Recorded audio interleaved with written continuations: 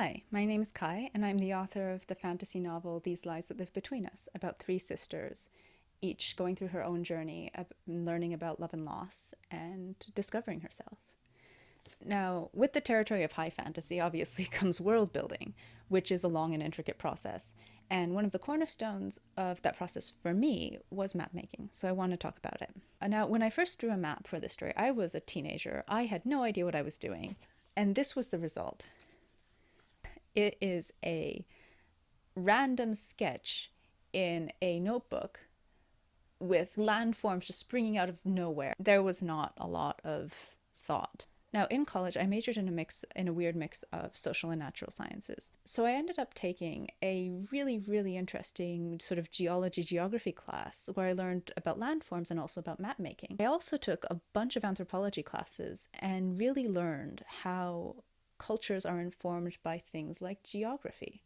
So I went back to the drawing board. I scrapped all the world building I had until that point, and I drew a new map. Again, just a sketch in a notebook, but this time I had a sense of how the landforms might have come to be the way that they are.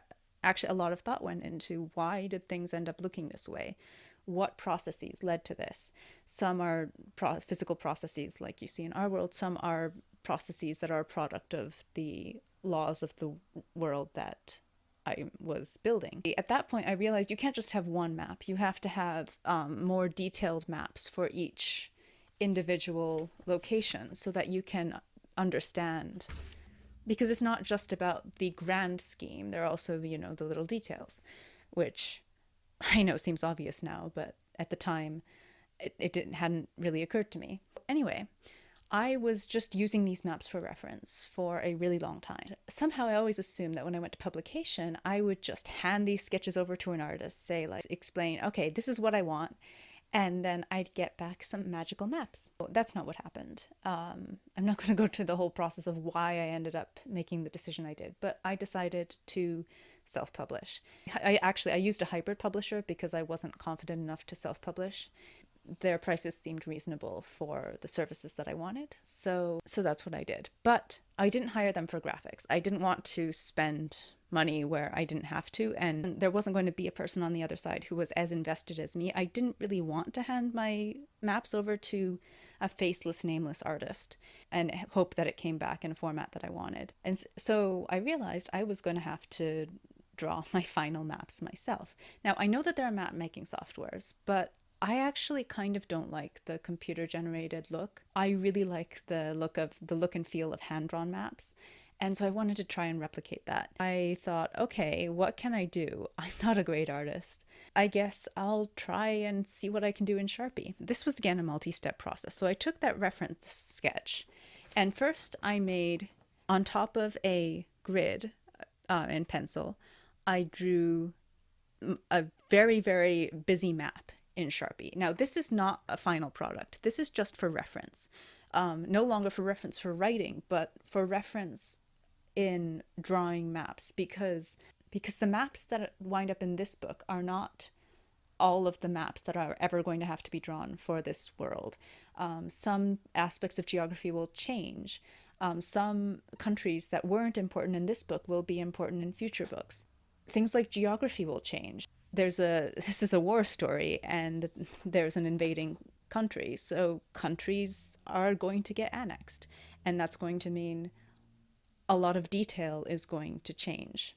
But the idea of this is that now this is going forward is going to be my main reference. I know what the landforms look like from afar. When I need to add more detail to something, I know what is already established, and even though that's really busy, I tried to put everything that's really important in one place. And that's also why there's a lot of stuff that got rewritten. There were details that I realized I had never mapped out, that only afterwards, when I was comparing the map to the text, I realized, oh, I actually changed this and never noted it. So, but this is just for reference, so I figured it didn't matter.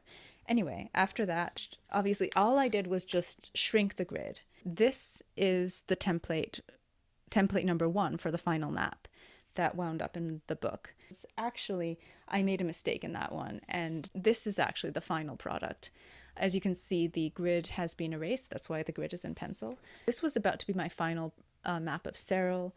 This was going to be my final map of my final general map. And yeah, it's, you know, it's not fancy, but I figured, you know, it's nice. I'm happy with it. But the cover was done by my friend, who is an amazing artist.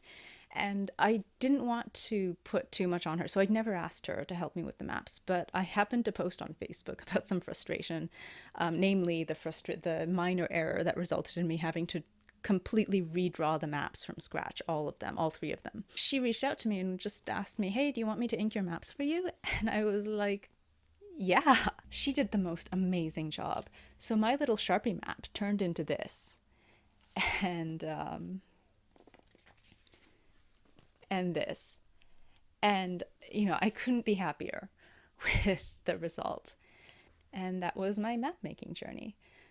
One of the first things I did, and one of the last things I did in the process of making this book.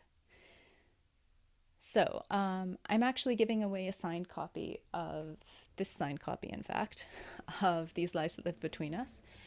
And I'm also giving away 5 ebooks. So please just post in the comments if you're interested.